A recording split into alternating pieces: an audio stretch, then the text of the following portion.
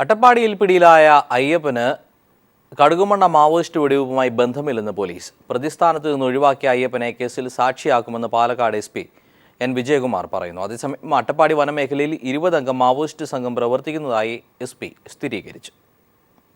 തിങ്കളാഴ്ച രാത്രി പിടിയിലായ അട്ടപ്പാടി പന്നിയൂർ പടിക സ്വദേശി അയ്യപ്പനെ ചോദ്യം ചെയ്തതിൽ നിന്നാണ് ഇയാൾ നിരപരാധിയാണെന്ന് പോലീസിന് വ്യക്തമായത്. 5 മാസം മുമ്പ് മാവോയിസ്റ്റുകൾക്കൊപ്പം ചേർന്ന അയ്യപ്പന് 2 മാസമായി ഇവരുമായി ബന്ധമില്ലെന്ന് പോലീസ് പറയുന്നു. അതുകൊണ്ട് തന്നെ കഴിഞ്ഞ മാസം 17-ന് കടുകുമണ്ണയിൽ നടന്ന മാവോയിസ്റ്റ് പോലീസ് വെടിവെപ്പുമായി അയ്യപ്പന് ബന്ധമില്ല.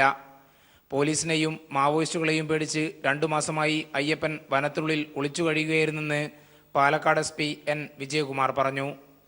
മാവോയിസ്റ്റുകാരുടെ പീഡനം സഹിക്കാൻ വയ്യാതെ ഇവനെ ഉപയോഗിക്കുകയായിരുന്നു. അങ്ങനെ 5 മാസം പോയി കഴിഞ്ഞു. അതിൽ 3 മാസം ഇവരുടെ കൂടെ ഒരുമിച്ച് പല ഊരുകളിലും ഇവൻ പോകും. ഇവരെയും വിളിച്ച് അവരെ കൊണ്ടുപോയി എല്ലാ സ്ഥലങ്ങളും കറങ്ങി. അതേസമയം അത്യാധുനിക ആയുധങ്ങളുമായി 20 പേരടങ്ങുന്ന മാവോയിസ്റ്റ് സംഘം അട്ടപ്പാടി വനമേഖലയിൽ പ്രവർത്തിക്കുന്നതായി SP സ്ഥിരീകരിച്ചു. അയ്യപ്പനെ ചോദ്യം ചെയ്തതിൽ നിന്ന് വിക്രം ഗൌഡ, വയനാട് സ്വദേശി സോമൻ എന്നിവർ സംഘത്തിലുണ്ടെന്ന് വ്യക്തമായി. അയ്യപ്പന് ആവശ്യമായ സംരക്ഷണം ഒരുക്കാനും പോലീസ് തീരുമാനിച്ചു. അഗളി CI പറഞ്ഞതനുസരിച്ച് പ്രതി ചേർത്ത അയ്യപ്പനെ വിട്ടയച്ചതിൽ പോലീസിൽ അഭിപ്രായ വ്യത്യാസം നിലനിൽക്കുന്നതായാണ് ലഭിക്കുന്ന വിവരം. News bureau, Palakkad. മുൻ SP സുനിൽ ജേക്കബിനെതിരെ DGPയുടെ സത്യവാങ്മൂലം. സമാന്തര അന്വേഷണ ഏജൻസി അംഗീകരിക്കാനാവില്ലെന്ന് DGP. അന്വേഷണ ഏജൻസിയുടെ മറവിൽ അനധികൃത പ്രവർത്തനങ്ങൾ നടത്തുന്നു. സർവീസിലിരിക്കെ നിരവധി തവണ അച്ചടക്ക നടപടി നേരിട്ടയാളാണ് സുനിലെന്നും സത്യവാങ്മൂലത്തിൽ വ്യക്തമാക്കുന്നു. കൊച്ചി ബ്യൂറോയുടെ റിപ്പോർട്ട്. മുൻ SP സുനിൽ ജേക്കബ് നടത്തുന്ന സ്വകാര്യ ഡിറ്റക്റ്റീവ് ഏജൻസി യഥാർത്ഥത്തിൽ സമാന്തര പോലീസ് സ്റ്റേഷൻ തന്നെയാണ്. പല കേസുകളും ഈ ഓഫീസ് വഴി ഒത്തുതീർക്കുന്നുണ്ട്. ഇത് അന്വേഷിച്ച് ബോധ്യപ്പെട്ടതാണെന്നും DGP സമർപ്പിച്ച സത്യവാങ്മൂലത്തിൽ വ്യക്തമാക്കുന്നുണ്ട്. കോട്ടയം ക്രൈംബ്രാഞ്ച് SP യാണ് DGPയുടെ നിർദ്ദേശപ്രകാരം സുനിൽ ജേക്കബ് നടത്തുന്ന ഏജൻസിയെക്കുറിച്ച് അന്വേഷിച്ചത്. ഈ റിപ്പോർട്ടിൽ പല കേസുകളും ഒത്തുതീർപ്പാക്കാൻ റിട്ടയർഡ് SP നേരിട്ട് പോലീസ് സ്റ്റേഷനുകളിൽ എത്തിയിരുന്നതായി പറയുന്നുണ്ട്. ഇതിൽ പലതും ഗുണ്ടാ കേസുകളാണെന്നും വ്യക്തമാക്കുന്നു. മോശം ട്രാക്ക് റെക്കോർഡുള്ള പോലീസ് ഉദ്യോഗസ്ഥനായിരുന്നു സുനിൽ ജേക്കബ് എന്നും സത്യവാങ്മൂലത്തിൽ പറയുന്നു. കേസുകൾ ഒത്തുതീർക്കാൻ സർവീസിലുള്ള 3 സിവിൽ പോലീസുകാർ റിട്ടയർഡ് SP സഹായിച്ചിരുന്നുവെന്ന് തെളിഞ്ഞിട്ടുണ്ട്. സമാന്തര പോലീസ് സ്റ്റേഷൻ എന്ന രീതിയിൽ തന്നെയാണ് സെൻട്രൽ പോലീസ് സ്റ്റേഷന് മുന്നിൽ തന്നെ ഓഫീസ് പ്രവർത്തിച്ചിരുന്നതെന്നും DGP പറയുന്നു. എറണാകുളം റേഞ്ച് മുൻ IG MR അജിത് കുമാറിനെതിരെ സുനിൽ ജേക്കബ് ഉന്നയിച്ച ആക്ഷേപങ്ങൾ അടിസ്ഥാനരഹിതമാണെന്നും സത്യവാങ്മൂലത്തിൽ വ്യക്തമാക്കുന്നു.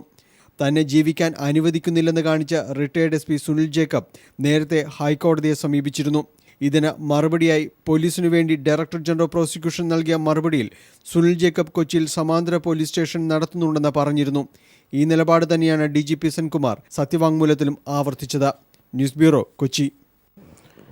മനുഷ്യാവകാശ ലംഘനത്തിനും നീതി നിഷേധത്തിനുമെതിരെ 4 പതിറ്റാണ്ടിലധികമായി വയനാട്ടിൽ കാഞ്ഞിരത്തിനാൽ കുടുംബം സമരത്തിലാണ്. സ്വന്തം ഭൂമി വനംവകുപ്പ് അട്ടിമറികളെ തുടർന്ന് നഷ്ടമായ ഈ കുടുംബം ഏറ്റവും ഒടുവിൽ വയനാട് കളക്ടറേറ്റിന് മുന്നിൽ നടത്തിവരുന്ന സമരം 101 ദിവസങ്ങൾ പിന്നിട്ടു.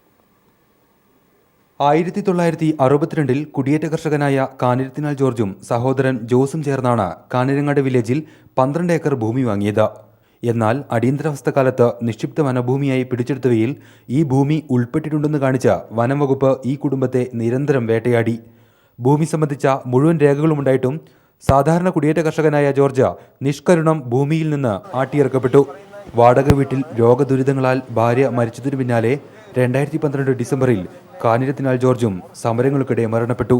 നീതിക്കായി ജോർജ് ചെയ്ത സമരം ഇപ്പോൾ മക്കളും മരുമകനായ ജെയിംസുമാണ് തുടരുന്നത്. നടക്കുമെന്ന് തോന്നുന്നില്ല. നീതി കിട്ടുമെന്നുള്ള പ്രതീക്ഷ തന്നെയാണല്ലോ. നമുക്ക് ഏത് തെളിവുകളും റെക്കോർഡുകളും വെക്കാനുള്ള കഴിവിന്റെ മുകളിലാണല്ലോ നമ്മളിവിടെ ഇരിക്കുന്നത്. ഒന്നെങ്കിൽ മരണം, അല്ലെങ്കിൽ നീതി. വനം വകുപ്പിന് വർഷങ്ങൾക്ക് മുൻപ് നഷ്ടപ്പെട്ട മറ്റേതോ വനഭൂമിക്ക് വേണ്ടിയാണ് തങ്ങളെ ബലിയാടാക്കുന്നതെന്നാണ് ജെയിംസ് ആരോപിക്കുന്നത്. മുൻ chief secretary Nivedita P Haran ഉൾപ്പെടെ വനം വകുപ്പിന് ഈ ഭൂമിയിൽ അവകാശങ്ങളൊന്നുമില്ലെന്ന് വ്യക്തമാക്കിയിരുന്നു. എന്നിട്ടും വനം വകുപ്പ് അടിസ്ഥാനങ്ങളൊന്നുമില്ലാത്ത തങ്ങളുടെ വാദം കോടതികളിലും തുടരുകയാണ്.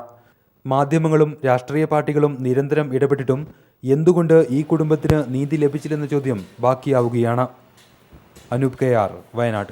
പാരീസ് ആക്രമണത്തിലെ മുഖ്യപ്രതി സലാഹ് അബ്ദുൾ സലാം ജർമ്മനിയിലേക്ക് രക്ഷപ്പെട്ടതായി റിപ്പോർട്ട്. പോലീസിന്റെ പിടിയിൽ നിന്ന് തന്ത്രപരമായാണ് സലാം രക്ഷപ്പെട്ടത്.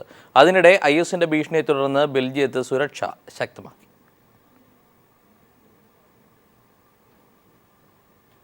പാരീസ് ആക്രമണത്തിന് പിന്നിൽ പ്രവർത്തിച്ച സലാഹ് അബ്ദുസലാം ജർമ്മനിയിലേക്ക് രക്ഷപ്പെട്ടതായാണ് റിപ്പോർട്ട്. ബെൽജിയം പോലീസ് ഇയാളെ കണ്ടെത്തിയെങ്കിലും കാറിൽ കടന്നുകളയുകയായിരുന്നു. ജർമ്മൻ അതിർത്തി ലക്ഷ്യം വെച്ചാണ് ഇയാൾ കടന്നിരിക്കുന്നതെന്നാണ് ടെലിഗ്രാഫ് ഓൺലൈൻ വ്യക്തമാക്കിയിട്ടുള്ളത്. ലീച്ച് നഗരത്തിനടുത്ത് ഇന്നലെ രാത്രി 7:30യോടെയാണ് സംഭവം. പാരീസ് ആക്രമണത്തിന്റെ പിറ്റേന്ന് തന്നെ ബെൽജിയം അതിർത്തിയിൽ ഫ്രഞ്ച് പോലീസ് ഇയാളെ ചോദ്യം ചെയ്തിരുന്നെങ്കിലും ആക്രമണത്തിലെ പങ്ക് തിരിച്ചറിയാൻ സാധിക്കാത്തതുകൊണ്ട് വെറുതെ വിടുകയായിരുന്നു. അതിനിടെ ഭീകരാക്രമണ ഭീതിയിൽ ബെൽജിയം തലസ്ഥാനമായ ബ്രസൽസ് അതീവ ജാഗ്രതയിലാണ്. പാരീസിലെ ആക്രമണത്തിന്റെ തയ്യാറെടുപ്പുകൾ നടന്നത് അവിടെയാണെന്നതും പല ഭീകരരുടെയും താവളം ബെൽജിയം ആണെന്നതും ഭീതി വർദ്ധിപ്പിച്ചിരിക്കുകയാണ്. മെട്രോ സർവീസുകളടക്കം നിർത്തിവെച്ചുകൊണ്ടുള്ള ജാഗ്രതയിൽ തിരക്കുള്ള ഷോപ്പിംഗ് കേന്ദ്രങ്ങളിൽ പോകുന്നതും ഗവൺമെന്റ് നിരോധിച്ചിരിക്കുകയാണ്. സംഗീത പരിപാടികൾ ഉൾപ്പെടെ ആൾക്കാർ കൂടുന്ന പൊതുവേദികളും ഒഴിവാക്കിയിട്ടുണ്ട്. ജനങ്ങൾക്ക് ഔദ്യോഗികമായി ജാഗ്രതാ നിർദ്ദേശം നൽകിക്കഴിഞ്ഞു സർക്കാർ. News desk.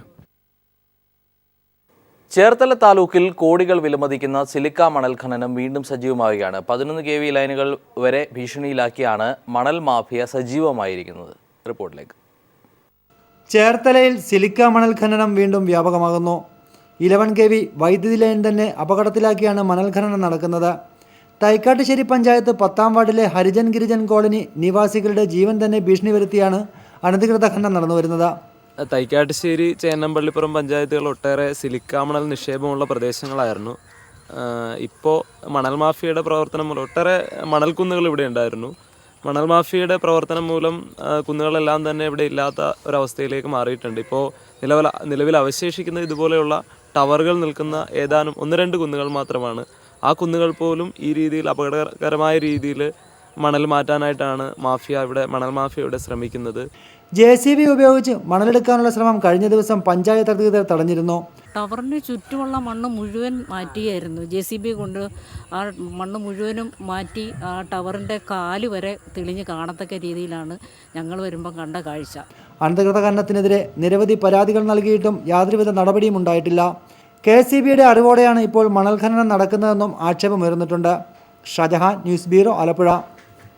സിറിയൻ അതിർത്തിക്ക് സമീപം റഷ്യൻ യുദ്ധവിമാനം തുർക്കി വെടിവെച്ചിട്ടു. ടർക്കിഷ് വ്യോമാതിർത്തി ലംഘിച്ചതിനാലാണ് വിമാനം വെടിവെച്ചതെന്ന് തുർക്കി വ്യക്തമാക്കി. ആ റിപ്പോർട്ടുമായി ഇന്നത്തെ ക്രൈംബ്രാഞ്ച് സമാപിക്കുകയാണ്. നമസ്കാരം.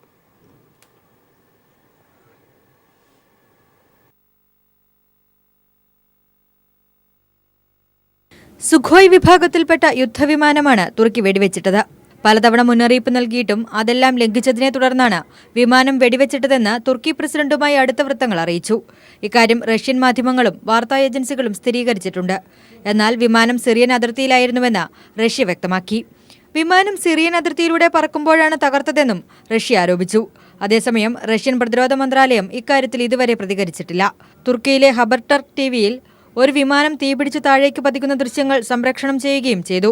വിമാനം വെടിവെച്ചിട്ട വിവരം മോസ്കോയും സ്ഥിരീകരിച്ചു. International desk.